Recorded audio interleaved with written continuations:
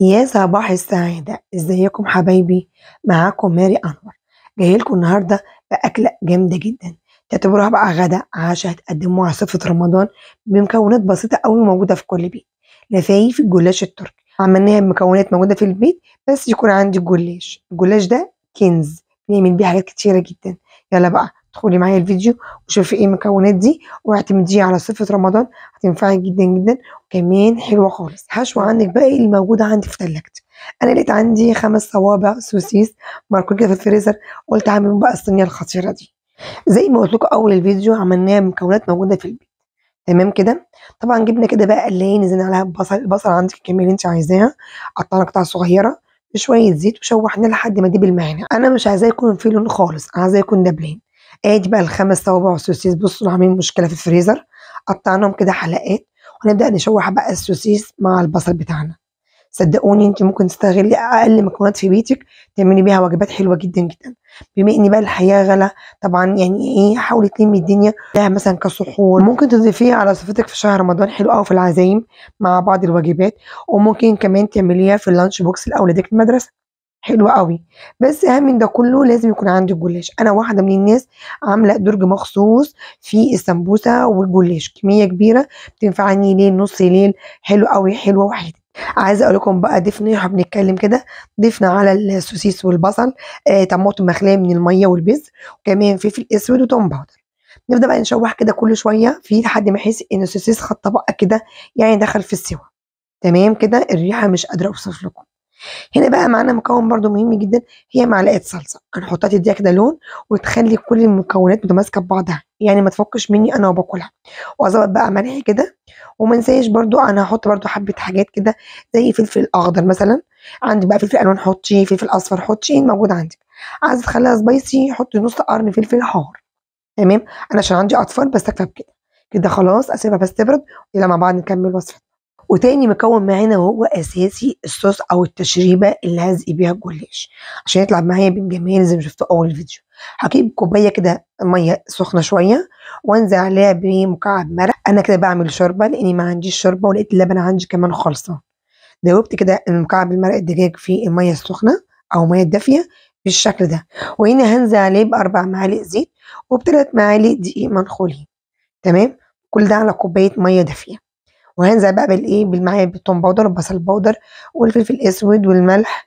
تمام كده. وكمان ما ننساش اهم حاجه نص معلقه كاري اللي ادتني اللون الجميل زي ما شفتوا اول الفيديو. لو مش موجود عندك الكاري ممكن ربع معلقه كركم، برضو هتدي نفس الغرض. تمام كده. طبعا قلبت كل المكونات مع بعضها.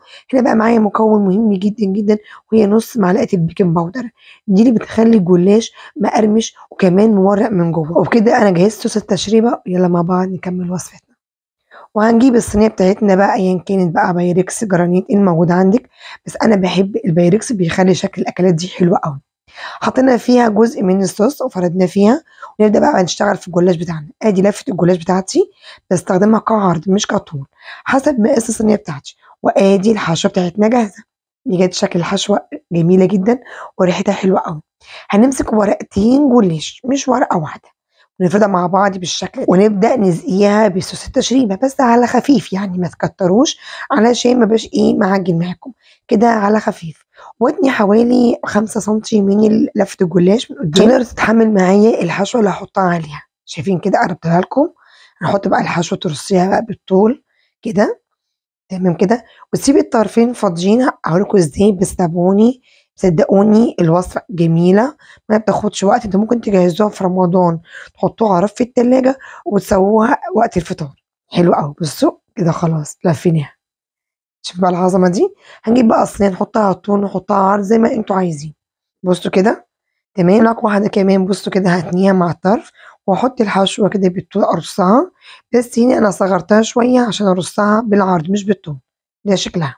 وهنا انا رصتها بالعرض عشان تاخد كميه الجلاش بتاعتي كلها. طبعا كنا عارفين جلاش حلو او حادق لازم يتقطع قبل ما يخش الفرن.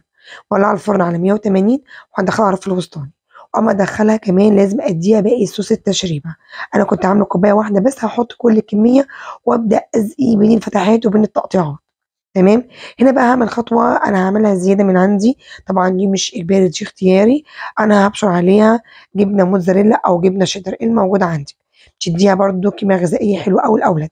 طبعًا قولي هنا دي اختياري مش إجباري، أنتِ ممكن تدخّليها الفرن بحالتها كده من غير جبنة، ما تقلقيش هتاخدي نفس النتيجة ونفس اللون الجميل ونفس القرمشة، وكده هادخّلها الفرن ولمّا تستوي هاوريها لكم. وبكده بعد ما استوت حبايبي الريحة مش قادرة أقول لكم، بجد خطيرة ما خدتش 15 دقيقة، وعلى فكرة مولعة الفرن من تحت بس. طبعًا جرنشناها بأي حاجة خضرا، كزبرة، بقدونس، ونفتح لها كده بقى إيه بالسكينة عشان نعرف نطلّع كل إيه صباع لوحده. بُصّوا بقى الجمال، الريحة خطيرة، عملنا وجبة غدا أو وجبة عشا من لا شيء، حلوة أوي، أوي، أوي. شايفين الجمال ده؟ حاجة كده عظمة. نطلّعها كده مع بعض. على فكرة حبايب الموظفين ممكن تعملوها قبلها بيوم تحطوها في التلاجة، هتنفعكم في عزومات شهر رمضان، أي بقى حشو أيًا كانت بقى سوسيس، سجق، أي حاجة عندِك استغلّي اعملي تدوير للأكل في البيت، ما ترموش أي حاجة، حلوة أوي، أوي، بجد خطيرة، طعمها ما يتوصفش، وريحتها بجد ملت المكان، حلوة أوي، أوي. يالّا بقى اعمليها على طريقتي هتعجبِك جدًا، جدًا، قدّميها مع أكلات سفرة رمضان، حلوة أوي، أكلات العيد، هتعجب ولادنا بيحبوا الحاجات اللي هي الخفايف دي، بجد طعمها خطير. بألف هنا وشفا. أتمنى الفيديو يكون النهارده عجبكم، لو عجبكم الفيديو لايك وكومنت تشجيعي، قولوا لي في الكومنت إيه رأيكم في وصفاتي، وباشكركم جدًا، جدًا، كل سنة وأنتم حبايبي طيبين، مع تحياتي ميري أنور، وأقول لكم سلام.